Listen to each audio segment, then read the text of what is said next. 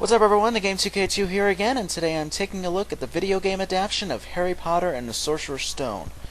With the release of the film and the book were adapted into a video game for the PC and the PS1 in 2001, and in 2003 a more enhanced version would be released for the PS2, Xbox, and Gamecube.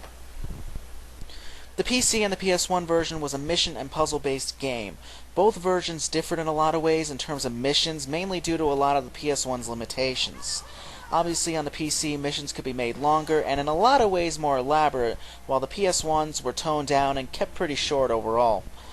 There were a great number of missions that were on both versions, however they differed in some way. Spellcasting lessons were different on both versions. The PC version had you using the mouse to trace over some pattern, while the PS1 version was based on button patterns. Flying was definitely different and more elaborate on the PC version than on the PS1 version. They kept the broom flying pretty short on the PS1 version, while the PC version was much longer. Throughout the game you go through various battles, like with Draco Malfoy and various other monsters throughout the game. Some work out fine, while others don't, mainly because the spell system is not very well developed. One of the elements that I really liked about both versions is that they did allow a great deal of roaming around. You could check out the castle, and you can go through secret passages and find things that were hidden. However, despite the PC version missions being longer, the more difficult of the two games is honestly the PS1 version. A good number of the PS1's missions are set on time limits, which actually makes the game fairly challenging. That was an area that made the PC version much easier because a lot of the missions you could roam around a little bit and take your time during some of the missions, and I thought that made the game far more easier. From a graphical standpoint, there is a huge difference between the PC version and the PS1 version. The PC version is a much better version with much greater detail, character models, and just great sound. However, that's not to say that the PC version doesn't have issues. The game has a few glitches. For instance, your character will climb things that aren't even there, and the graphics can get a little glitchy too, like they'll pop in and out on a few occasions, and that can get annoying. I really hate to say it, but the PS1 version is just plain terrible to look at. And yes, I know this is the PS1, but for a console that has such great games like Silent Hill, Resident Evil, and WWF SmackDown that are just so impressive visually, Harry Potter and the Sorcerer's Stone is just really poor when put next to those games. The sound can get pretty choppy, sometimes the music skips, and the voice work can get pretty uneven as well. The controls go back and forth for both versions. The PC version is the best when it comes to broom flying and navigating your character, while the PS1 version is best when it comes to spell casting both in and out of the classrooms in the game. The PC version is the biggest pain when it comes to casting spells, especially when it comes to the classrooms. Whoever thought that tracing patterns with the mouse to perform spells was out of their mind.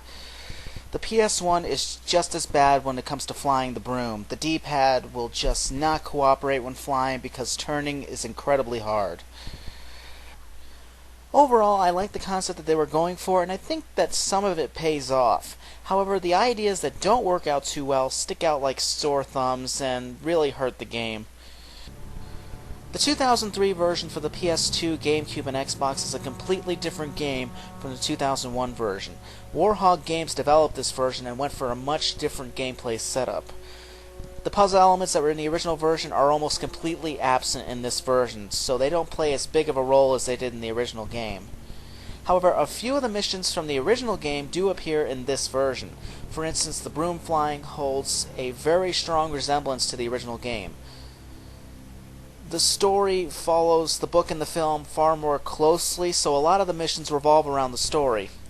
This is both a good and a bad thing. The good thing is that we get a very loyal representation of the story in the game, and we get to watch it in its entirety. The bad thing is that the missions do revolve around it. I can honestly say that this version is a lot easier than the original version. One of the main problems is that they made a good number of the missions far too easy. For instance, trying out wands is actually a mission in the game. Facing Malfoy on the broom is just a matter of catching up with him. Looking for school books and other things like that. But I can honestly say that the final mission against Voldemort and Quirrell was a very cool mission. Another small problem is that the story for the game really does outweigh the gameplay. In my opinion, there was far too many cutscenes and not enough gameplay. However, one really great credit I will give this game is that they made the free roam around the castle far more interesting. There are more things to explore, and just the castle's presentation alone is far more interesting than the original game. On that note, we go into the graphics. Obviously, the power of the PS2, Gamecube, and Xbox completely eclipses the PS1, and 2 years in the video game world is a long time, so they were graphically capable of eclipsing the PC version as well. For 2003, the game really doesn't match up too well to other games from that year. The cutscenes are actually very good, but the in-game graphics aren't quite as defined. The graphical problems really depend on the version that you get. The PS2 version is okay looking, but the game has a terrible number of graphical pops and glitches. However, on the bright side of the PS2 version, the sound is awesome.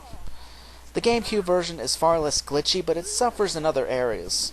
The graphics and the character models are much more blocky than the PS2 version, and the lighting is slightly worse. The Xbox is the best in terms of lighting and overall presentation, but the game is a little glitchy, and some of the smaller effects in the game don't quite look as good as the PS2 and Gamecube. Another element of the game that was shown more was the voice acting. The original version had voice acting too, but the voice acting plays a much bigger role in this version. For the most part, the voice acting is very good. I think the only annoying part is when Harry collects flavored beans because he describes each flavor every time he touches them, and that can get rather irritating after a good 30 seconds. The controls are another element of the game that go back and forth. Navigating while walking and running is very simple for each version. Broom flying is easy to navigate on both the Xbox and Gamecube versions. Not so much in the PS2 version because the D-pad on the PS2 controllers makes it a little harder to turn. Spellcasting is a pain in the ass on each version, and that's one element of the game where the controls are very slow to respond, and it does get rather annoying. Overall, this version has some pretty good qualities to it. However, while the original version offered a bit of challenge, this version really doesn't, and that's what really brings it down. Everything else just goes up and down, ranging from the graphics to its controls, so while the good qualities do show, the flaws show just as much. Well everyone, that's it for now. Thank you so much for listening, and I will see you next time.